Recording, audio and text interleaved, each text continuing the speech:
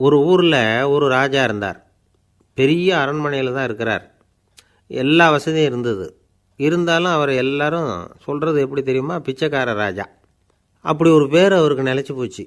ஜனங்களும் சரி, மற்ற தேசங்களில் உள்ளவங்களும் சரி, அவர் அந்த பேர் சொல்லியே குறிப்பிடுறது வழக்கமாக போட்டுது. இது அவருக்கு ரொம்ப கவலையாக போச்சு. என்ன இது, நம்மளை தேடி வர்றவங்களுக்கெல்லாம் நாம் சோறு போடுறோம். நம்ம புகழ்ந்து பாடல் ஏற்றி கொண்டு வர்ற புலவர்களுக்கெல்லாம் அவங்க எப்படி வந்தாலும் ஒருவேளை சோறு போடணுங்கிறது உத்தரவு. இவ்வளவுலாம் செஞ்சும் நம்மளை போய் பிச்சைக்கார ராஜான்னு எல்லாரும் சொல்கிறாங்களே, அது ஏன்? எதுக்காக இப்படி சொல்கிறாங்க? இதுதான் ராஜாவுக்கு குழப்பம். சரி, இதை பற்றி நம்ம அமைச்சர்கள்கிட்ட கேட்கலாமா அப்படின்னு யோசனை பண்ணார். இந்த விஷயத்தை போய் அவங்கக்கிட்ட எப்படி கேட்குறதுன்னு அவருக்கு தயக்கமாக இருந்தது. கௌரவ குறைச்சலாக தெரிஞ்சுது அவருக்கு. சரி, சாதாரண குடிமக்கள்கிட்ட இதை பற்றி கேட்கலாமா அப்படின்னு யோசனை பண்ணார். கேட்கலாம். ஆனால் அவங்க யாரும் ராஜா முன்னாடி வந்து நின்று தைரியமாக பேசக்கூடிய அளவுக்கு இல்லை. ராஜாவோட குழப்பம் நாளுக்கு நாள் அதிகமாக போச்சு. கடைசியாக அவர் ஒரு முடிவுக்கு வந்தார். அதாவது இதை பற்றி ஒரு பிச்சைக்காரங்கிட்டே கேட்டு பார்த்துட்டா என்ன. இதுதான் அவர் பண்ண முடிவு. உடனே மாறு வேஷம் போட்டுக்கிட்டு நகர்வலம் போனார். ஒரு பிச்சைக்காரனை கண்டுபிடிச்சார். இதை பாருப்பா, நம்ம ராஜாவை எல்லாரும் பிச்சைக்கார ராஜான்னே சொல்கிறாங்களே, அதுக்கு என்ன காரணமாக இருக்கும் அப்படின்னு கேட்டார். அதுக்கு அவன் சொல்கிறான், இதுக்கான பதிலை இன்னும் ஒரு 30 நாளில் சொல்கிறேன் அப்படின்னா. உடனே இவருக்கு சந்தோஷம். உண்மையை அவங்ககிட்ட சொன்னார். நான் வேறு யாரும் இல்லை, நான் தான் இந்த நாட்டு ராஜா. இப்போ நீ என் கூடவே வந்துடு, அரண்மனையிலேயே தங்கிக்கோ. 30 நாள் கழித்து எனக்கு பதில் சொல்லிவிட்டு அதுக்கப்புறமா நீ போகலாம் அப்படின்னு சொல்லி அழைச்சிட்டு வந்துட்டார். அரண்மனையில் ஒரு மூலையில் அவன் தங்கிறதுக்கு இடம் கொடுத்தார். தினம் 2 வேளையும் இவனுக்கு சோறு போடுங்க அப்படின்னு உத்தரவு போட்டார். ராஜா கொடுத்த இடத்துல போய் உக்காந்துக்கிட்டான் அந்த பிச்சைக்காரன். தினமும் அந்த அரண்மனையில் நடக்கிறதையெல்லாம் கவனிச்சிக்கிட்டு வந்தான். வேளைக்கு சாப்பாடு வரும், சாப்பிட்டுக்கிட்டு இருக்கான். இப்படி 30 நாள் முடிஞ்சுது. ராஜா வந்தார். என்ன, என்னோட கேள்விக்கு பதில் என்னன்னு கண்டுபிடிச்சிட்டியான்னார். கண்டுபிடிச்சிட்டேன்னா. என்ன எல்லாரும் பிச்சைக்கார ராஜான்னு சொல்கிறாங்களே, அது நியாயமாக படுதா உனக்குன்னு கேட்டார். நியாயமாக தான் படுது, சந்தேகம் இல்லாமல் நீங்கள் பிச்சைக்கார ராஜா தான். என்ன தான் நீங்கள் வசதியோடவும் படைபலத்தோடவும் இருந்தால் கூட நீங்கள் எங்கள் வர்க்கத்தை சேர்ந்த ஆசாமி தான் அப்படின்னு அடித்து சொல்லிவிட்டான் அந்த ஆள். ஏனால் அப்படி சொல்கிறேன்னு கேட்டார் இவர். அரசே, ஒரு உண்மையை கண்டுபிடிச்சி சொல்கிறதா நான் உங்ககிட்ட சொன்னேன். நீங்கள் ராஜ பரம்பரைன்னா உடனே உங்கள் கழுத்தில் கிடக்கிற முத்து மாலையை கழட்டி பரிசாக கொடுத்துருப்பீங்க, பொன்னையும் மணியையும் கொடுத்துருப்பீங்க. ஆனால் நீங்கள் அப்படி செய்யலை. என்னை ஒரு மூலையில் உட்கார வச்சு 2 வேளை சோறு போட சொன்னீங்க. உங்களை தேடி யார் வந்தாலும், யார் வந்து பாராட்டி பேசினாலும் அல்லது பிரச்சனைகளை சொன்னாலும் நீங்கள் செய்கிற ஒரே காரியம் சோறு போடுறது தான். பிச்சைக்காரனுக்கு சோறு மட்டும்தான் உலகம். உங்கள் விஷயத்துலேயும் நீங்கள் அப்படி தான் நினைக்கிறதாக தெரியுது. நல்லா கவனிங்க. எந்த ஒரு பிரச்சனைக்கும் சோறு தான் முடிவுன்னு நினைக்கிறீங்க பாருங்கள். நீங்கள் சந்தேகமில்லாத எங்களை சேர்ந்த ஆள் தான் அப்படின்னு விட்டான் அந்த பிச்சைக்காரன். அதுக்கப்புறம் தான் அந்த ராஜா தன்னுடைய தவறுகளையெல்லாம் திருத்திக்கிட்டாராம். பசின்னு வர்றவங்களுக்கு சோறு தான் போடணும், அது தப்பு இல்லை. பாராட்ட வர்றவங்களுக்கெல்லாம் சோத்தையே போட்டு அனுப்புனா இப்படி தான் பேர் வரும். எனக்கு தெரிஞ்ச ஒருத்தர் தினமும் யாராவது ஒருத்தரை தன் வீட்டுக்கு அழைச்சிட்டு போவார், சாப்பாடு போட்டு அனுப்புவார். முன்னறிவிப்பு இல்லாமல் திடீர்னு ஒரு விருந்தாளியோட வீட்டில் போய் இவர் நிற்கிறது வழக்கம். அந்த அம்மாவும் இவருக்காக தயார் பண்ணி வச்சுருந்ததை இவர் அழைச்சிட்டு வந்திருக்கிற விருந்தாளிக்கு போட்டுருவாங்க. விருந்தாளி சாப்பிட்டுட்டு போனதுக்கப்புறம் இவர் மனைவிகிட்ட உனக்கு சிரமம் வேணாம் அப்படின்னு சொல்லிவிட்டு பக்கத்தில் உள்ள ஒரு ஹோட்டலுக்கு போய் காசு கொடுத்து சாப்பிட்டுட்டு வந்துடுவார். பல நாள் இப்படி நடக்கும். ஒரு நாள் அவரை தனியாக கூப்பிட்டுக்கிட்டு போய் ஏன் இப்படி பண்ணுறீங்கன்னு கேட்டோம். அதுக்கு அவர் சொல்கிறாரு, எங்கள் வீட்டு சாப்பாட்டிலேருந்து தப்பிக்கிறதுக்கு எனக்கு வேறு வழி எதுவும் தெரியல சார், அதனால தான் இப்படி பண்ணிகிட்ருக்கிறேன் அப்படின்னார் ரொம்ப பரிதாபமாக. ரொம்ப நாளைக்கு முன்னாடி ஒரு நாள் கோவலன் நாடகம் நடந்தது. எங்கள் மதுரையில் நடந்தது. அதில் ஒரு முக்கியமான கட்டம். கண்ணகி கிட்ட சிலம்பை வாங்கிக்கிட்டு அதை விற்கிறதுக்காக மதுரை நகருக்கு புறப்படுறான் கோவலன். அந்த சமயத்தில் கண்ணகி பாடுற மாதிரி ஒரு நாடக பாடல் நாடக ஆசிரியர் எழுதினது. அது என்ன பாட்டுன்னா, மா பாவியோர் கூடி வாழும் மதுரைக்கு மன்னா போகாதீர் என்று அப்படின்னு ஆரம்பிக்கும் அந்த பாட்டு. இதுதான் அந்த பாட்டு. இதை கண்ணகி மேடையில் பாடின உடனே கூட்டத்தில் சலசலப்பு. நம்ம ஊர்லேயே நமக்கு முன்னாடியே நின்றுக்கிட்டு மா பாவியோர் கூடி வாழும் மதுரை அப்படின்னு சொல்கிறாங்களே, என்ன தைரியம் அப்படின்னு எல்லாம் குழப்பம் பண்ண ஆரம்பிச்சிட்டாங்க. மக்கள் சத்தம் போட ஆரம்பிச்சிட்டாங்க. எதிர்ப்பு குரல் அது பாட்டுக்கு வர வர அதிகமாக போட்டுது. கொண்டுக்கிட்டு வா அந்த நாடக ஆசிரியரை, எழுதுனது யார் அப்படின்னு ஒரே சத்தம் கூச்சல். வேறு வழி இல்லை. மெதுவாக மேடைக்கு வந்தார் அந்த நாடக ஆசிரியர். 4 பக்கத்திலிருந்தும் கேள்வி கணைகள். மக்களை பார்த்து கொஞ்சம் அமைதியாக இருங்கோ அப்படின்னு சொல்லிவிட்டு தன்னுடைய விளக்கத்தை சொல்ல ஆரம்பித்தார் அந்த நாடக ஆசிரியர். மா அப்படின்னு சொன்னால் திருமகளாகிய லட்சுமி அப்படின்னு அர்த்தம். பா அப்படின்னா கலைமகளாகிய சரஸ்வதி. வி அப்படின்னா மலைமகளாகிய பார்வதி.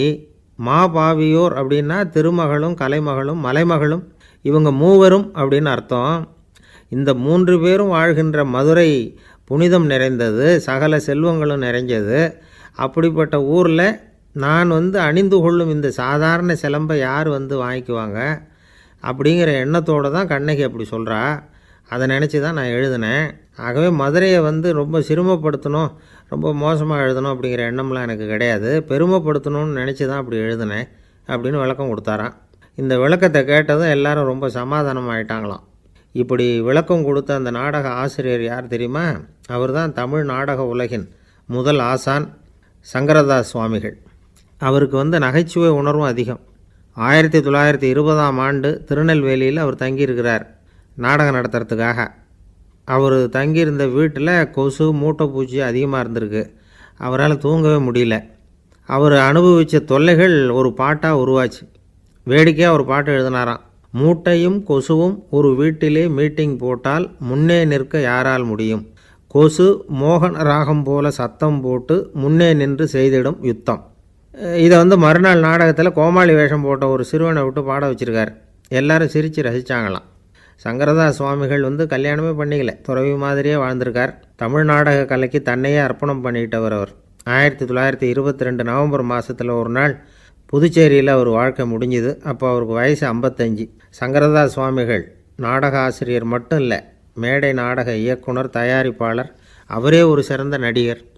ஒரு தடவை சாவித்திரி நாடகத்தில் இவர் யமதர்மனாக வேஷம் போட்டு நடிச்சிருக்கிறார். நாடகம் பார்த்துக்கிட்டு இருந்த கருவுற்ற ஒரு பெண்மணிக்கு பயத்தினால அங்கேயே குழந்தை பிறந்துட்டு தான். அந்த நிகழ்ச்சிக்கு அப்புறம் இவர் இந்த வேஷம் போடுறப்போலாம் ஜனங்களுக்கு முன்கூட்டியே எச்சரிக்கை கொடுக்க ஆரம்பிச்சிருவாராம். அதாவது அப்படி யாராவது பயப்படுறவங்க இருந்தால் கொஞ்சம் கண்ணை மூடிங்க அல்லது எழுந்திரிச்சு போடுங்கன்னு. நடிப்புன்னா அப்படிலாம் இருக்கணும். இந்த காலத்தில் நடிகர் ஒருத்தர் சொன்னார், சார் நான் இந்த நாடகத்தில் நடிக்கிறப்போ முகத்தில் நவரசங்களையும் காட்டி நடித்தேன், உணர்ச்சிகளையெல்லாம் நல்லா காட்டி நடித்தேன். அப்படி இருந்தும் ஜனங்கள் கல் எடுத்து மேடையில் வீசிவிட்டாங்க சார் அப்படின்னார். நாடகத்தில் உங்களுக்கு என்ன வேஷம் அப்படின்னு கேட்டாங்க. அது செத்து கிடக்கிற பணமாக நடித்தேன் சார் அப்படின்னார். ஒருத்தரை பார்த்து உன்னுடைய நண்பர்கள் யார் அப்படின்னு ஒரு கேள்வி கேட்டு பாருங்கள். கொஞ்சம் யோசித்து பதில் சொல்லுவாங்க. அவங்கக்கிட்டேயே உன்னுடைய எதிரிகள் யார் அப்படின்னு கேளுங்க, கடகடன்னு ஒப்பிச்சிருவாங்க. நம்ம மனசு இருக்க அது எப்படின்னா, நம்ம நண்பர்களை விட எதிரிகளை அது நல்லா ஞாபகத்தில் வச்சுக்கும். இது ஒரு ஆச்சரியமான உண்மை. உங்களால் நண்பர்களை மறந்துட முடியும், ஆனால் எதிரிகளை மறந்துட முடியாது. இது ஒரு வேடிக்கையான நிலைமை தான். அழகான தருணங்களை நாம் ஏன் மறந்துடுறோம்? இது இயற்கை. ஏன்னா நம்ம மனசு மலர்களை கவனிக்கிறதில்ல, அதில் இருக்கிற முள்ளை தான் கவனிக்குது. தன்னை காயப்படுத்துகிற எதையும் அது உடனே கண்டுகொள்ளுது. ஒரு தெளிந்த சிந்தனையுடைய மனசு மிக அழகாக உள்ள எல்லாத்தையும் கவனிக்கும். அது நன்றியுடன் உணரக்கூடிய எல்லாத்தையும் பார்த்து குறிச்சிக்கும். இப்படிப்பட்டவங்க வாழ்க்கை இயல்பாகவே நல்லா அமையும். அது ரொம்ப அபூர்வம். மனசில் உள்ள ஒரு சிறிய அமைப்பை மாற்றுவதை பொறுத்து தான் இந்த விஷயம் அப்படிங்கிறார் ஓஷோ. ஒரு யூத கோவில் இருந்து தான், அது யூதர்களின் மடமாகவும் இருந்தது. அங்கே ஒரு தலைமை குரு, அவர் ரொம்ப கண்டிப்பானவர். அந்த கோவிலை ஒட்டி ஒரு தோட்டம். ஒரு நாள் காலையில் அந்த தோட்டத்தில் 2 இளம் யூதர்கள் நடந்து போய்கிட்டு இருக்கிறாங்க. காலையில் 1 மணி நேரம், மாலையில் 1 மணி நேரம் அவங்க அந்த தோட்டத்தில் நடக்கிறதுக்கு அனுமதி உண்டு. மற்ற நேரங்களில் அவங்க மத புத்தகங்களை படிக்கணும், பிற விதிமுறைகளை கடைபிடிக்கணும். அந்த 2 பேருமே தொடர்ந்து புகைப்பிடிக்கிற பழக்கம் உள்ளவங்க. ஆனால் கோவில் மடத்தில் இருக்கிறப்போ அவங்க புகைப்பிடிக்க முடியாது, அது கடுமையான குற்றம். சரி, நாம் தோட்டத்தில் இருக்கிறப்போவாவது புகைப்பிடிக்கலாமா அப்படின்னு ஒரு ஆசை அவங்க 2 பேருக்குமே. இருந்தாலும் பயம். இப்படி கேட்டால் மதகுரு என்ன சொல்லுவாரோ அல்லது என்ன செய்வாரோங்கிற பயம். இப்படியே கொஞ்ச நாள் ஆச்சு. ஒரு நாள் இந்த 2 பேரில் ஒருத்தன் ரொம்ப கலங்கி போய் அந்த கோவிலிருந்து வெளியில் வந்துக்கிட்டு இருந்தான். வந்தவன் நேராக தோட்டத்து பக்கம் போனான். அங்கே இன்னொருத்தன் ஆனந்தமாக புகை பிடிச்சிக்கிட்டு இருக்கிறான். அதை பார்த்து தான் இவனுக்கு அதிர்ச்சி. அட கடவுளே, என்ன இது, நீ கேட்காமலே ஆரம்பிச்சிட்டியா அப்படின்னா. இல்லை இல்லை, நான் கேட்டுவிட்டு தான் ஆரம்பிச்சிருக்கேன்னா அவன். அப்படியா, என்ன மனுஷன் இவர், நானும் தான் கேட்டேன், என்னை கண்ணாபுண்ணான்னு திட்டிவிட்டார். இது என்ன கோவிலா இல்லை நரகமா? உனக்கு புகை பிடிக்கணும்னு ஆசையாக இருந்தால் நரகத்துக்கு போகணும்னு சொல்லிவிட்டார். அது சரி, உன்னை மட்டும் எப்படி அனுமதிச்சார் அப்படின்னு கேட்டான் இவன். அவன் சிரிச்சுக்கிட்டே, நீ எப்படி கேட்ட சொல்லு அப்படின்னா.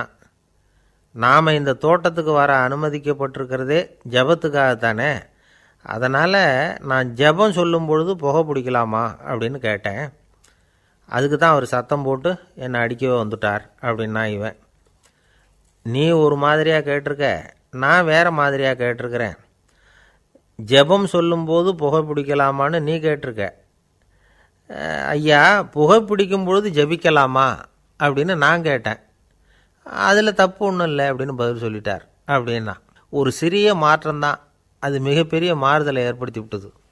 மனசு நல்ல விதமாக சிந்திக்க ஆரம்பிச்சுட்டுதுன்னா மகிழ்ச்சிக்கு பஞ்சம் இல்லை. ஒரு கஞ்சன் ஆற்றுல விழுந்துட்டான், வெள்ளத்தில் தத்தளிச்சிக்கிட்டு இருக்கிறான். கரையில் நின்ன ஒருத்தர், உன் கையை கொண்டா இப்படி பிடிச்சி இழுத்து கரையில் சேர்த்து விடுறேன்னார். எதையும் கொடுத்து பழக்கம் இல்லாத அவன் கையையும் கொடுக்க மாட்டேன்னுட்டான். இவர் பார்த்தார், உன் கையை கொடுன்னு சொல்கிறதுக்கு பதிலாக நான் என் கையை கொடுக்குறேன் பிடிச்சிக்கோ அப்படின்னார். அவன் கப்புன்னு பிடிச்சிக்கிட்டான், இழுத்து கரையில் போட்டார். ஒரு வயசான அம்மா தெரு வழியாக போயிட்டு இருந்தாங்க. அவங்க கையில் எண்ணத்தையோ வச்சுக்கிட்டு அதை அடிக்கடி பார்த்துக்கிட்டே இருந்தாங்க. ஒருத்தன் மெதுவாக அவங்கக்கிட்ட போய் கையில் இருக்கிறது என்ன அப்படின்னு எட்டி பார்த்தா அவங்க கையில் 4 பல் இருந்துதான். இவன் ஆச்சரியமாக அந்த அம்மாவை பார்த்தான். ஏம்மா, உனக்கு என்ன பைத்தியமா, ஏது இந்த பல், இதை என்னத்துக்காக கையில் வச்சுக்கிட்டு அலைஞ்சிக்கிட்டு இருக்கிற அப்படின்னு கேட்டிருக்கான். அதுக்கு அந்த அம்மா விவரம் சொல்ல ஆரம்பித்தாங்களாம். இதை பாருப்பா, எனக்கு ஒரு மகன் இருந்தான், அவனை ரொம்ப செல்லமாக வளர்த்தேன். அவனை தரையிலே நடக்க விடுறதில்ல, எப்பவும் தூக்கி வச்சுக்கிட்டு இருப்பேன். அவன் நல்லா பெரியவனாகி பள்ளிக்கூடம் போகிறப்ப கூட அவன் புஸ்தக மூட்டையை நான் தான் சுமந்துக்கிட்டு போவேன். பார்க்குறவங்க கூட கேலி பண்ணுவாங்க, ஏம்மா படிக்க போகிறது நீயா உன் பிள்ளையான்னு கேட்பாங்க. அவன் இன்றைக்கி எவ்வளவோ பெரிய மனுஷன் ஆகிட்டான், வெளிநாட்டில் பெரிய உத்தியோகத்தில் இருக்கான். சமீபத்தில் இங்கே வந்துட்டு போனான். ஒரு நாள் ஏதோ கோபத்தில் என்னை அரைஞ்சுட்டான். அப்போ இந்த 4 பல்லும் கீழே விழுந்துட்டுது. இன்னமும் கூட விழுந்திருக்கும், ஆனால் பல்லு தான் இல்லை. என் புள்ள அரைஞ்சதுனால விழுந்த பல்லு இல்லையா அது, அதனால் இதை எப்பவும் என் கையிலே வச்சுக்கிட்டு ஆசையோடு பார்த்துக்கிட்டு இருக்கிறேன். அவன் தான் வெளிநாட்டுக்கு போட்டான், அவனை பார்க்க முடியாத ஏக்கத்தை நான் இந்த பல்லை பார்த்து போக்கிக்கிறேன் அப்படின்னு நாங்களாம் அந்த அம்மா.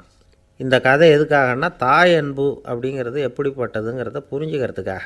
கல்யாணம் ஆனதுக்கப்புறம் தாயை மறந்து விடுறவங்க எத்தனை பேர் இந்த உலகத்தில், அவங்க காதில் வேணுங்கிறதுக்காக தான் இந்த தகவல். ஆனால் ஒரு விஷயம் மட்டும் நல்லா புரிஞ்சுக்கணும், தாயை மதிக்க தெரிஞ்சவங்க தான் இன்றைக்கி வாழ்க்கையில் எல்லா விதத்துலேயும் முன்னுக்கு வந்திருக்கிறாங்க. வேணும்னா விசாரித்து பார்த்துக்குங்க. இன்னொரு அம்மா இருந்தாங்க, அவங்க தினமும் ஒரு கோயிலுக்கு வருவாங்க. சாமியை பார்த்து, கடவுளே நான் இறந்து போனால் நரகத்துக்கு போகணும் அப்படின்னு வேண்டிக்குவாங்களாம். எல்லோரும் சொர்க்கத்துக்கு போகணும்னு தானே கடவுள்கிட்ட வேண்டிக்குவாங்க. இந்த அம்மா தினம் நான் நரகத்துக்கு போகணும் அப்படின்னு வேண்டிக்கிறாங்க. அங்கே இருந்த அர்ச்சகருக்கு இது சந்தேகம். ஒரு நாள் அதை நேரடியாகவே அவங்கக்கிட்ட கேட்டுவிட்டார். அதுக்கு அந்த அம்மா பதில் சொன்னாங்களாம், ஐயா, எனக்கு கல்யாணம் ஆகி ரொம்ப நாள் வரைக்கும் குழந்த பாக்கியம் இல்லாமல் இருந்தது. கோயில் குளம் எல்லாம் சுற்றி வந்தேன். ரொம்ப நாள் கழித்து ஒரு குழந்த பிறந்தது, ஆண் குழந்தை. அவனை நான் ரொம்ப செல்லம் கொடுத்து வளர்த்தேன். அதோட விளைவு என்ன ஆச்சுன்னா, அவன் ரொம்ப மோசமாக ஆகிட்டான். கெட்ட பழக்க வழக்கம்லாம் கற்றுக்கிட்டான். அவன் இறந்து போனால் நிச்சயம் அவனுக்கு நரகம்தான் கிடைக்கும். அந்த அளவுக்கு கெட்டவன் அவன். அப்படிப்பட்ட காரியங்கள்லாம் பண்ணிகிட்ருக்கான், எனக்கு தெரியும். இவனுக்காக நரகத்தில் கூட யாரும் தயவு காட்ட மாட்டாங்க, தாட்சண்யம் காட்ட மாட்டாங்க. அதனால் இவனுக்கு முந்தி நான் இறந்து நரகத்துக்கு போயிட்டா அங்கே இவனை கவனிச்சிக்கலாமே, இவனுக்கு பணிவிடை செய்யலாமேன்னு பார்க்குறேன் அப்படின்னு நாங்களாம். அதனால தான் நான் நரகத்துக்கு போகணும்னு தினம் ஆண்டவனை வேண்டிகிட்டு இருக்கிறேன் அப்படின்னு கண்கலங்கி அந்த அம்மா சொன்னாங்களாம். அதுதான் தாய் உள்ளம்ங்கிறது. தாயின் பெருமையை சரியாக உணர்ந்துட்டா அவங்களுக்கு எப்பவும் எந்த கஷ்டமும் வராது. இது ஏதோ உபதேசத்துக்காக சொல்கிற வார்த்தை இல்லை, உண்மையான வார்த்தை. இந்த விவரத்தையெல்லாம் நண்பர் ஒருத்தர்கிட்ட சொல்லிகிட்டு இருந்தேன். அவர் கொஞ்ச நாள் கழித்து என்னை தேடி வந்தார். அவர் கையிலேயும் 4 பல் வச்சுருந்தார். என்னங்க ஆச்சு, ஏதுங்க இந்த பல் அப்படின்னு விசாரித்தோம். உங்கள் உபதேசத்தை கேட்டுவிட்டு இந்த உலகத்தில் எல்லாரையும் தாயாக நினைக்க ஆரம்பிச்சிட்டேன். ஒரு அம்மாவை கடத்தெருவில் பார்த்து தாயேன்னு கூப்பிட்டேன். அவங்க உடனே பலார்னு என்னை அரைஞ்சிட்டாங்க, பல் விழுந்துட்டுது. அதை தான் பொறுக்கி எடுத்துக்கிட்டு நேராக உங்களை தேடி வந்துக்கிட்டு இருக்கிறேன்னார். தாயேன்னு தானே கூப்பிட்டீங்க, அதுக்கு ஏன் அரைஞ்சாங்க அப்படின்னு கேட்டோம். நான் தாயேன்னு கூப்பிட்டது அவங்க காதில் நாயேன்னு விழுந்துட்டு தான், அதுதான் இப்படி ஆயிட்டுது அப்படின்னார். எனக்கு இது மட்டும்தான் சார் தெரியும், இதை தவிர வேறு எதுவும் தெரியாது அப்படின்னு சொல்லிக்கிட்டே காலம் தள்ளுறவங்க ரொம்ப பேர். அவங்களெல்லாம் கஷ்டப்பட வேண்டியிருக்கும். ஒருத்தர் தன்னுடைய தொழிலில் ரொம்ப கெட்டிக்காரராக இருக்கலாம், அதுக்காக எப்பவும் அதே ஞாபகத்தில் இருந்துக்கிட்டு உலகியல் அறிவு இல்லாமல் இருந்துடக்கூடாது, அது ஆபத்து. இதுக்காக நம்ம தாத்தா பாட்டிலாம் ஒரு கதை சொல்லுவாங்களே, கேள்விப்பட்டிருக்கீங்களா? ஒரு சமயம் ஒரு 4 பேர் சேர்ந்து வெளியூருக்கு பிரயாணம் போனாங்களாம். அந்த 4 பேர் எப்படி தெரியுமா? ஒருத்தர் வேதாந்தி, இன்னொருத்தர் சங்கீத வித்வான், 3வது ஆள் வைத்தியர், 4வது ஆள் ஜோசியர். இவங்க 4 பேரும் நண்பர்கள். அதனால் சேர்ந்து புறப்பட்டாங்க. வழியில் ஒரு ஊரில் தங்கினாங்க. இருட்டி போச்சு. அதனால் இன்றைக்கி ராத்திரி இங்கேயே தங்கி இருந்துட்டு நாளைக்கு புறப்படலாம் அப்படின்னு தீர்மானம் பண்ணாங்க. சாப்பாட்டுக்கு என்ன பண்ணுறது? அங்கேயே கடத்தெருவுக்கு போய் சாமான்லாம் வாங்கியாந்து சமைச்சு சாப்பிட்லாம்னு முடிவு பண்ணாங்க. 4 பேர் இருக்கிறதுனால ஆளுக்கு ஒரு காரியமாக செய்யலாம் அப்படின்னு வேலையை பிரிச்சுக்கிட்டாங்க. வைத்தியர் கரிகாய் வாங்க போனார், வேதாந்தி எண்ணெய் வாங்க போனார், ஜோசியர் பலசரக்கு வாங்க போனார், சங்கீத வித்வானுக்கு சமைக்கிற வேலை. எல்லாம் சரி, ஆனால் நடந்தது என்ன தெரியுமா? கடைத்தெருவுக்கு காய்கறி வாங்க போனார்ல வைத்தியர், அங்கே போய் மார்க்கெட்டில் பார்த்தார். ஒவ்வொரு கறிகாயாக எடுத்து பார்த்தார். இது பித்தம், உடம்புக்கு ஒத்துக்காது, இது வாயு, உடம்புக்கு ஒத்துக்காது அப்படின்னு ஒவ்வொன்றா தள்ளினார். கடைசியில் ஒன்றுமே தேரல, வெறுங்கையோடு திரும்பி வந்துக்கிட்டு இருக்கிறார். எண்ணெய் வாங்க போனார் வேதாந்தி, அவர் ஒரு தொன்னையில் எண்ணெயை வாங்கினார். பேசாமல் அதை எடுத்துகிட்டு வர வேண்டியது தானே, முடியல. அவருடைய வேதாந்த மூளை சிந்திக்க ஆரம்பிச்சுட்டுது. இந்த தொன்னைக்கு எண்ணெய் ஆதாரமா அல்லது எண்ணெய்க்கு தொன்னை ஆதாரமா அப்படிங்கிற ஆராய்ச்சியில் இறங்கினார். என்னாச்சு தெரியுமா? அப்படி கவுத்து பார்த்தார். வாங்கின எண்ணெய் பூராவையும் வழியில் கொட்டிவிட்டு வெறும் தொன்னையோடு சேர்ந்தார். பலசரக்கு வாங்க போனார் ஜோசியர், அவர் ஒரு வழியில் பார்த்தார். வழியில் வந்தவங்களெல்லாம் அங்கங்கே ஒரு மரத்தடியில் உட்கார வச்சு அவங்களுக்கெல்லாம் ஆர்வம் சொல்ல ஆரம்பிச்சிட்டார். அப்படி ஒவ்வொருத்தராக சொல்லி முடிச்சுட்டு கடத்தருக்கு போய் சேர்ந்தார். இவர் அங்கே போய் சேர்றதுக்குள்ளே ரொம்ப நேரம் ஆகிட்டுது. கடையெல்லாம் பூட்டிவிட்டு போயிட்டாங்க. என்ன செய்கிறது? அவரும் வெறுங்கையோடு திரும்பி சேர்ந்தார். சரி, இவங்க கதை தான் இப்படி ஆச்சு. அங்கே சமைக்கிறதுக்காக உட்காந்துருந்தார் சங்கீத வித்வான், அவர் கதை என்னாச்சு தெரியுமா? அங்கே அவர் அடுப்பை பற்ற வச்சு ஒலையை கொதிக்க வச்சார். அதாவது ஒரு பானையில் தண்ணியை ஊற்றி அடுப்பில் வச்சார். அது கொதிக்க ஆரம்பிச்சிது. தண்ணி கொதிக்கிற சத்தம் இருக்குதுல்ல, அது இவருக்கு தாளம் போடுறது மாதிரி இருந்தது. ஒரே குஷி, பாட ஆரம்பிச்சிட்டார். பாடிக்கிட்டே உற்சாகமாக கையில் இருந்த கரண்டியால் அந்த பானையில் தட்டினார், தாளம் போடுறதா நினச்சிக்கிட்டு. அவ்வளவுதான், பானை பட்டுன்னு உடஞ்சி போச்சு. தலையில் கையை வச்சுக்கிட்டு அவரும் உட்காந்துட்டார். எந்த தொழில் தெரிஞ்சாலும் சரி, அதை புத்திசாலித்தனமாக பயன்படுத்த தெரியலன்னா ஆபத்து தான். அதுக்காக தான் இந்த கதை. ஒரு பஸ்ஸு டிரைவர் ரொம்ப கெட்டிக்காரர். பஸ்ஸை ரொம்ப திறமையாக ஆபத்து இல்லாமல் ஓட்டினதுக்காக பரிசுலாம் வாங்கினவர். அவரே ஒரு படகு ஓட்டுறதுக்காக அழைச்சிட்டு போயிருக்கிறாங்க, மோட்டார் படகு. அதையும் ரொம்ப திறமையாக தான் ஓட்டிகிட்டு போயிருக்கிறாரு. நடுக்கடலில் போனதும் படகு நின்று போச்சு. மோட்டாரில் ஏதோ கோளாறு. என்ன செய்யலாம் அப்படின்னு அந்த டிரைவரை கேட்டிருக்கிறாங்க படகுல இருந்தவங்கெல்லாம். அப்போ அவர் சொன்னாராம், கவலைப்படாதீங்க, ஒன்றும் பிரச்சனை இல்லை, எல்லோரும் கொஞ்சம் கீழே இறங்கி பின்னாடி தள்ளுங்க, மோட்டார் ஸ்டார்ட் ஆகிடும் அப்படின்னாராம். இந்த காலத்து புள்ள ஒருத்தன் தன்னோட அப்பாவை பார்த்து சொன்னான், அப்பா, நான் உனக்கு உதவி செய்யலாம்னு நினைக்கிறேன், என்ன உதவி செய்யணும்னு சொல்லு அப்படின்னா. நீ சும்மா இருந்தால் அதுவே எனக்கு செய்கிற பெரிய உதவிடா அப்படின்னார் அப்பா. சும்மா இருக்கிறதும் ஒரு உதவி தான், அது மாதிரி மௌனமும் ஒரு சமூக சேவை தான் அப்படிங்கிறார் காஞ்சி பெரியவர். நமக்கு 5 புலன்கள் இருக்குது, மெய், வாய், கண், மூக்கு, செவி. இந்த 5லேயும் அதிகப்படியான வேலை எதுக்குன்னு நினைக்கிறீங்க? வாய்க்கு தான். ஏன்னா அதுக்கு 2 வேலை. இப்போ கண்ணுக்கு பார்க்குறது மட்டும்தான் வேலை, காதுக்கு கேட்குறது மட்டும்தான் வேலை, மூக்குக்கு வாசனை அறியறது தான் வேலை, உடம்புக்கு உணர்றது மட்டும்தான் வேலை. ஆனால் வாய் அப்படி இல்லை, அதுக்கு 2 வேலை. சாப்பிட்றதும் அதுதான், பேசுகிறதும் அதுதான். அதாவது வாய் ஒன்று தான் கர்மேந்திரியமாகவும் இருக்குது, ஞானேந்திரியமாகவும் இருக்குது அப்படின்னு சொல்லுவாங்க. சாப்பாட்டில் உட்காந்தா எந்தெந்த ஆகாரம் என்னென்ன ருசின்னு அறிவிக்கிற வேலையும் செய்யுது. சபையில் உட்காந்தா பாடுறது, பேசுறது, சிரிக்கிறது, இது மாதிரியான வேலையும் செய்யுது. இன்னொரு வித்தியாசம், கண்ணு, காது, மூக்கெல்லாம் ஸ்ட்ரெயின் பண்ணிக்கிட்டு வேலை செய்கிறதில்ல, ஒரு ரோஜா பூ பார்த்தா உடனே மூக்கு அப்படியும் இப்படியும் அசைய ஆரம்பிக்கிறது இல்லை. ஒரு சங்கீதத்தை கேட்ட உடனே காது ஆட ஆரம்பிக்காது. ஆனால் வாய் அப்படி இல்லை. அது பேசினாலும் சரி சாப்பிட்டாலும் சரி அசைஞ்சு தான் ஆகணும். ஆக மற்றதை விட வாய்க்கு வேலை ஜாஸ்தின்னு தெரியுது. சாப்பிட்றது பேசுறது அப்படின்னு 2 காரியம் அதுக்கு. இப்படி 2 காரியம் இருக்கிறதுனால அது 2ஐயும் பாதியாக குறைச்சிக்கணுங்கிறது கடவுள் அபிப்பிராயமாக இருக்கணும் அப்படிங்கிறார் காஞ்சி பெரியவர். ஆனால் இப்போ நாம் அப்படியே நடந்துக்கிறோம். அதுக்கு நேர்மாறாக நடந்துக்கிறோம். நாம் சாப்பிட்றதும் அதிகம், பேசுகிறதும் அதிகம். 2 வேலையையும் தேவைக்கு அதிகமாகவே செய்கிறோம். வாய் தான் ரொம்ப ஓவர் ஒர்க்குடு. அதுக்கு ஓய்வு கொடுத்தா உடம்பும் நல்லாயிருக்கும், உலகமும் நல்லாயிருக்கும். மௌன விரதம் இருக்கிறதெல்லாம் எதுக்காக நினைக்கிறீங்க? இதுக்காக தான். இந்த காலத்தில் மௌனமாக இருக்கிறவங்கெல்லாம் மகத்தான தொண்டு செய்கிறாங்க அப்படின்னு தான் சொல்லணும். சத்தம் அதிகமாக போய் தான் சவுண்டு பொல்யூஷன் வருது. அது மட்டும் இல்லை, மௌனமாக இருந்தால் சண்டை சச்சரவே வராது. மௌனம் கலக நாஸ்தி. ஆக இதுவும் ஒரு சமூக சேவை தான். நமக்கு தான் வாய் இருக்குதேங்கிறதுக்காக வசமாக சாப்பிட்றதும் தப்பு, வளவளன்னு பேசுகிறதும் தப்பு. ஒரு கருத்தை சொல்கிறதுக்கு ஒரே ஒரு சொல்லு போதும் அப்படின்னு இருக்கும்பொழுது 2 சொற்களை செலவு பண்ணாதே. எவ்வளவு சொன்னாலும் அதனால் ஒரு பயனும் விளையாது அப்படின்னு தெரிய வருமேயானால் அந்த ஒரு சொல்லையும் விரயம் பண்ணாதே அப்படிங்கிறார் ஒரு அறிஞர். எல்லா குணங்கள்லேயும் மௌனம்தான் சிறந்தது அப்படிங்கிறார் ஒருத்தர். மௌனமாக இருக்கிறது மூலமாக மற்றவர்கள் குறைகளை நம்மால் தெரிஞ்சிக்க முடியும். அதே சமயத்தில் நம்மக்கிட்ட இருக்கிற குறைகளை மற்றவங்களுக்கு தெரியாமல் மறைச்சிக்கவும் முடியுங்கிறார் அவர். உண்மைதானே? ஒரு பெரிய மேடை பேச்சாளர், பொது வாழ்க்கையில் 25 வருஷ காலமாக ஈடுபட்டிருக்கிறவர். அவர் மனைவி ஒரு நாள் சொன்னாங்க, எங்கள் வீட்டுக்காரர் 25 வருஷ காலமாக பொது வாழ்வில் ஈடுபட்டிருந்தா கூட இந்த மாதம் 10ஆம் தேதியிலேருந்து தான் மக்களுக்கு சேவை செய்ய ஆரம்பிச்சிருக்கார் அப்படின்னு நாங்கள் ரொம்ப பெருமையாக. 10ஆம் தேதிக்கு அப்படி என்ன விசேஷம் அப்படின்னு கேட்டோம். அன்னையிலேருந்து தான் அவர் மேடையில் பேசுகிறத நிறுத்தினார் அப்படின்னாங்க அந்த அம்மா. பொங்கல் திருநாள். பொங்கல் திருநாள்னால் இது ஏதோ அறுவடை திருநாள் அப்படின்னு சொல்லுவோம். அதாவது வருஷம் பூரா நாம் பாடுபட்டு அதனுடைய பலனை அனுபவிக்கிற நாள் அப்படிங்கிறது நாம் சொல்லிகிட்டு இருக்கிறது. இது முக்கியமாக இது ஒரு நன்றி அறிவிப்பு நாள் அப்படின்னு சொல்லுவாங்க.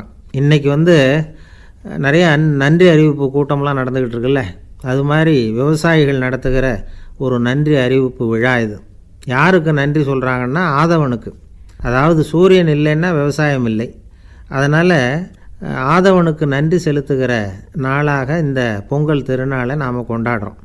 அதாவது இந்த பொங்கலில் விவசாயிகள்கிட்டேருந்து நிறைய பண்புகளை நாம் தெரிஞ்சுக்க வேண்டிய நாள் இது. விவசாயிகள் அவங்க விவசாயம் முன்னேறி இருக்கிற அளவுக்கு விவசாயிகளுடைய வாழ்க்கை தரம் முன்னேறலை. அந்த அளவுக்கு அவர்கள் நாட்டுக்காக உழைச்சிக்கிட்டு இருக்கிறாங்க. அந்த காலத்திலே அதை பற்றி ஒரு கதை சொல்கிறது உண்டு. ஒரு வயசான ஆள் நிலத்தில் ஏறு உழுதுகிட்டு இருந்தாராம். கிழிஞ்சு போன ஒரு சின்ன துண்டை தான் இடுப்பில் கட்டியிருந்தாராம். தலையில் ஒரு கந்தலை சுற்றி இருந்தார். உடம்பு பூரா சேரு, ரொம்ப ஏழை. ஏறு ஓட்டிகிட்டு இருக்கிறவர் வேறு எப்படி இருப்பார்? இருந்தாலும் அந்த ஆள் ரொம்ப ஜாலியாக பாட்டு பாடிக்கிட்டே ஏறு உழுதுகிட்டு இருந்தாராம். உடம்புல தான் அவர் ஏழையை தவிர மனசில் ஒரு ஏழையாக தெரியல. அந்த சமயத்தில் அந்த நாட்டு ராஜா அந்த பக்கமாக குதிரை மேலே வந்தாராம். வேட்டைக்கு போயிட்டு பரிவாரங்களோடு திரும்பி வந்துக்கிட்டு இருக்கிறார். ரொம்ப செல்வ செழிப்பில் இருக்கிற ராஜா அவர் இந்த வயசான விவசாயியை பார்த்துருக்கார். இந்த ஆள் ரொம்பவும் ஏழைங்கிறது அவர் பார்த்தாவே பளிச்சுன்னு தெரியுது. கட்டிக்கிறதுக்கு நல்ல துணி இல்லை, உடம்போ இழைச்சி போயிருக்குது, வயிறு முதுகில் போய் ஒட்டிக்கிட்டு இருக்கு, கண்ணு குழி விழுந்து போயிருக்குது. ஆனாலும் முகத்தை பார்த்தா சந்தோஷமாக இருக்கிற மாதிரி இருக்குது.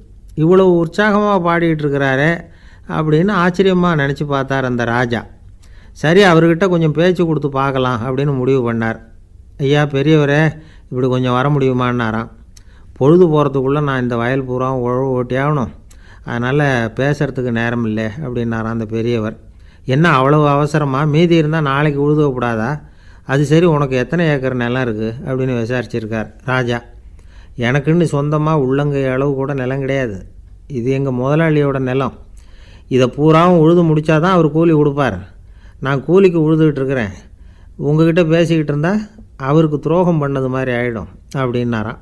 ராஜா குதிரையை விட்டு கீழே இறங்கினார். வரப்பில் நடந்து அந்த பெரியவர்கிட்டயே போனாராம்.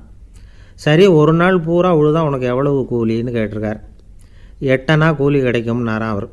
இது ரொம்ப காலத்துக்கு முன்னாடி நடந்த ஒரு சம்பவங்கிறதுனால அப்போ 8 அணா கூலிங்கிறது ரொம்ப பெருசு. இருந்தாலும் அதுவும் அந்த ராஜாவுக்கு பெரிய கூலியாக தெரியல. இவ்வளவு தானா, இதை வச்சுக்கிட்டு நீ எப்படி காலம் தள்ளுற அப்படின்னாராம். ஒன்றும் கவலை இல்லை அப்படின்னாராம் அவர். ராஜாவுக்கு ரொம்ப ஆச்சரியமாக போச்சு. 8 அணா கூலி வாங்குகிற இந்த ஆள் கவலை இல்லாமல் இருக்கிறார், ஏராளமான வசதியோடு இருக்கிறன்னா கவலை இல்லாமல் வாழ முடியலையே அப்படின்னு நினச்சி பார்த்துருக்கார். அது சரி, 8 அணாவில் எப்படி குடும்பம் நடத்துகிற அப்படின்னு கேட்டாராம். எனக்கு கிடைக்கிற 8 அணாவில் 2 அணா குடும்பத்துக்கு செலவழிக்கிறேன், 2 அணா பழைய கடனுக்கு கொடுக்குறேன், 2 அணா தர்மம் செய்கிறேன், 2 அணா வட்டிக்கு கொடுக்குறேன், ஒரு குறையும் இல்லைன்னாராம். ராஜாவுக்கு ஒன்றும் புரியல. எனக்கு ஒன்றும் புரியலேன்னு இருக்கார். ஐயா, எனக்கும் என் மனைவிக்கும் 2 அணா செலவாகுது. வயசான அம்மா அப்பா இருக்கிறாங்க, சின்ன வயசில் என்னை காப்பாற்றினவங்க அவங்க. அந்த கடனுக்கு 2 அணா செலவாகுது, அது பழைய கடன். என் தங்கச்சி ஒருத்தி ஆதரவு இல்லாத நிலைமையில் தன்னுடைய மகனோட என் வீட்டில் இருக்கிறா, அவளுக்கும் அவள் மகனுக்கும் 2 அணா செலவு பண்ணுறேன், அது தர்மம். எனக்கு 2 பிள்ளைங்க இருக்கிறாங்க, அவங்களுக்கு 2 அணா செலவு பண்ணுறேன், அது வட்டிக்கு கொடுக்கறது மாதிரி. பிற்காலத்தில் அவங்க எங்களை காப்பாற்றுவாங்க. அந்த வகையில் நான் திருப்தியோடு வாழ்ந்துக்கிட்டு இருக்கிறேன் அப்படின்னாராம். ராஜாவுக்கு அர்த்தம் புரிய ஆரம்பிச்சுதான். அந்த பெரிய நிலத்தை விலை கொடுத்து வாங்கி அந்த பெரியவருக்கே தானமாக கொடுத்துட்டாராம். இப்போ உழுதவருக்கே நிலம் சொந்தமாயிட்டுது. அன்னையிலேருந்து அரசனுக்கும் ஆறுதல் கிடைச்சிதான். இப்படி ஒரு கதை சொல்லுவாங்க. 8 அணா வருமானத்தை வச்சுக்கிட்டு எப்படி காலத்தை தள்ளுறதுன்னு சொல்கிறதுக்காக இந்த கதையை சொல்கிறதாக யாரும் தப்பாக நினச்சிக்கக்கூடாது. கிடைக்கிறத எப்படி பங்கு போடுறார், எப்படி திருப்தியாக வாழறார் அப்படிங்கிறது தான் முக்கியம். அது மாதிரி இன்றைக்கு இந்த பொங்கல் திருநாளில் உழவர்கள் மனசு மகிழ்ச்சியாக இருந்ததுன்னா அது எல்லாரும் மகிழ்ச்சியாக இருக்கிறது மாதிரி அர்த்தம். அதனால் அவர்கள்ட்டேருந்து நாம் பாடம் கற்றுக்கணும். சில உழவர்கள் தங்கள் நிலத்தில் விளையிறத தாங்கள் சாப்பிட மாட்டாங்க, அடுத்தவங்கள்ட்ட விற்றுட்டு சந்தையில் போய் வேறு அரிசி வாங்கிட்டு வந்து தான் இவங்க சாப்பிடுவாங்க. அப்படிப்பட்ட விவசாயிகள்லாம் இது உண்டு. பங்கிடுகிற பண்பை உழவர்கள்ட்டேருந்து கற்றுக்கொள்ளுங்கள் அப்படிம்பாங்க. ஒரு ஆள் நிம்மதியாக மகிழ்ச்சியாக இருந்தானா, உங்கள் நிம்மதிக்கும் மகிழ்ச்சிக்கும் என்ன காரணம்னு கேட்டிருக்கார் இன்னொருத்தர். என்கிட்ட இருந்தது பூராவையும் என் பிள்ளைங்களுக்கு சமமாக பங்கு போட்டு கொடுத்துட்டேன், எனக்குன்னு எதுவுமே வச்சுக்கல, அதுதான் நிம்மதிக்கு காரணம்ன்றிருக்கான். உங்ககிட்ட இருந்தது எவ்வளவு இருந்தது அப்படின்னு கேட்டிருக்காரு அவர். மொத்தமாக ஒரு 50,000 ரூபா இருக்கும் அப்படின்னு இருக்கான். அவ்வளவும் பணமாகவே இருந்ததா அப்படின்னு கேட்டிருக்காங்க இவங்க. இல்லைங்க, அவ்வளவும் கடன், அதை தான் பிரித்து கொடுத்துருக்கேன் பிள்ளைங்கக்கிட்ட அப்படின்னு நானும். அவன் இந்த உலகத்தில் நாம் நல்லபடியாக இருக்கணும்னா அதுக்கு முக்கியமாக தேவைப்படுறது 2. ஒன்று செல்வம், இன்னொன்று அறிவு. சரி, இது 2ல் சிறந்தது எது அப்படின்னு ஒரு கேள்வி கேட்டால் என்ன பதில் சொல்கிறது? இதே கேள்வியை ஹஸ்ரத் அலி அவர்கள்கிட்ட கேட்டாங்களாம். அவர் ஒரு பெரிய அறிஞர். கேள்வி கேட்டவங்களும் சாதாரண ஆட்கள் இல்லை, இவங்களும் அறிஞர்கள். ஒரு நாள் ஹஸ்ரத் அலி அவர்கள்கிட்ட 10 அறிஞர்கள் வந்தாங்களாம். ஐயா, நாங்கள் 10 பேரும் உங்ககிட்ட ஒரே கேள்வியை தான் கேட்க வந்திருக்கிறோம், ஆனால் எங்கள் 10 பேருக்கும் நீங்கள் தனித்தனியாக பதில் சொல்ல முடியுமா அப்படின்னு கேட்டிருக்காங்க. அதாவது அவங்க ஒரே கேள்விக்கு இவர்கிட்ட இருந்து 10 விதமான பதில் எதிர்பார்க்குறாங்க. சரி கேளுங்க, என்ன கேள்வி அப்படின்னார் அவர். அப்போ தான் அவங்க கேட்டாங்களாம், செல்வம் அறிவு இது 2ல் சிறந்தது எது? இதுதான் கேள்வி. ஹஸ்ரத் அலி என்ன பண்ணார் தெரியுமா? அவங்கள ஒவ்வொருத்தராக கூப்பிட்டார், ஒவ்வொரு விதமான பதிலை சொல்லி அனுப்புனார். முதல்ல ஒருத்தரை கூப்பிட்டார், சொன்னார், அறிவுங்கிறது தீர்க்கதரிசிகள், ஞானிகள், மகான்கள் இவங்களோட பரம்பரை சொத்து. ஆனால் செல்வங்கிறது கொடுங்கோலரின் ஆயுதம், அதனால் அறிவு தான் சிறந்தது அப்படின்னார். 2வது ஆளை கூப்பிட்டார், உங்ககிட்ட செல்வம் இருந்தால் நீங்கள் தான் அதை காப்பாற்றணும், ஆனால் அறிவு உங்களை எப்பவும் காப்பாற்றும், ஆகவே அறிவு தான் சிறந்தது அப்படின்னார். 3வது ஆளை கூப்பிட்டார், செல்வந்தனுக்கு எப்போதும் விரோதிகள் அதிகம், ஆனால் அறிஞனுக்கு நண்பர்கள் அதிகம், அதனால் அறிவு தான் சிறந்ததுன்னார். அடுத்தவரை கூப்பிட்டார், செல்வம் அடுத்தவங்களுக்கு கொடுக்க கொடுக்க குறையும், ஆனால் கல்விங்கிறது அதிகரிச்சுக்கிட்டே வரும், கொடுக்கறதுனால குறையாது, அதனால் அறிவு தான் சிறந்ததுன்னார். இன்னொருத்தரை கூப்பிட்டார், அறிவுள்ளவன் எப்பவும் அதை அடுத்தவங்களுக்கு வாரி வழங்கிக்கிட்டே இருப்பான், அதனால் அவங்ககிட்ட தாராளத்தன்மை இருக்கும், ஆனால் செல்வந்தன்கிட்ட கஞ்சத்தனம் தான் இருக்கும், அதனால் அறிவு தான் சிறந்ததுன்னார். 6வது நபரை கூப்பிட்டார், செல்வத்தை கள்வர்கள் திருடிட்டு போக முடியும், ஆனால் அறிவை அப்படி திருடிட்டு போக முடியாது அப்படின்னார். 7வது நபரை கூப்பிட்டார், செல்வம் கால ஓட்டத்தில் அழிஞ்சிரும், ஆனால் அறிவை கால ஓட்டம் ஒன்றும் பண்ண முடியாது, ஆகவே அறிவே சிறந்ததுன்னார். 8வது ஆளை கூப்பிட்டு சொன்னார், செல்வத்துக்கு எப்பவும் எல்லை உண்டு, நிறை உண்டு, அளவு உண்டு, கணக்கு உண்டு, ஆனால் அறிவுக்கு அப்படிப்பட்ட எல்லை எதுவும் கிடையாது, அதனால் அதுதான் சிறந்ததுன்னார். அடுத்தவனை கூப்பிட்டார், செல்வம் உள்ளத்தில் உள்ள ஒளியை போக்கிவிடும், இருட்டை உண்டாக்கிவிடும். விரிந்த மனப்பான்மையை குறுகலாக்கிவிடும். ஆனால் அறிவு அப்படி இல்லை. இருண்ட உள்ளத்தில் ஒளியை பாய்ச்சி அதை விசாலப்படுத்துது. அதுதான் சிறந்ததுன்னார். கடைசியாக 10வது நபரை கூப்பிட்டார். செல்வம் மனசில் செருக்கை உண்டாக்குது, ஆணவத்தை ஏற்படுத்துது. அதனால் நானே கடவுள்னு நினைக்கிற அளவுக்கு மனுஷனை தாழ்த்தி விடுது. ஆனால் அறிவு பணிவையும் பண்பாட்டையும் வளர்க்குது. அதனால் அறிவு தான் சிறந்ததுன்னார். ஆக இப்படி 10 பேருக்கும் 10 விதமாக பதில் சொன்னது மூலமாக ஹஸ்ரத் அலி அவர்கள் அறிவு தான் செல்வத்தை விட சிறந்தது அப்படிங்கிறதுக்கு 10 காரணங்களை சுட்டி காட்டியிருக்கார். அந்த அறிஞர் 10 பேர் கேட்ட ஒரே கேள்விக்கு 10 பதில் சொன்னார். நமக்கு வேண்டிய ஒருத்தர் 10 பேர் கேட்ட கேள்விக்கு ஒரே பதில் சொல்லி சமாளித்தார். கேள்வி என்ன தெரியுமா? என்கிட்ட வாங்கின கடனை எப்போயா திருப்பி கொடுக்க போகிற? இதுதான் அந்த 10 பேரும் கேட்ட ஒரே கேள்வி. இந்த மாதம் 26ஆம் தேதி தந்துடுறேன் அப்படிங்கிற ஒரே பதில் சொல்லி அவ்வளவு பேரையும் இவர் அனுப்பி வச்சுட்டாராம். எல்லாரும் போனதுக்கப்புறம் இவரை தனியாக கூப்பிட்டு கேட்டிருக்கிறாங்க. அது என்ன சார் கணக்கு, 26ஆம் தேதி அன்னைக்கு என்ன அதிசயம் நடக்க போகுது அப்படின்னு கேட்டிருக்காங்க.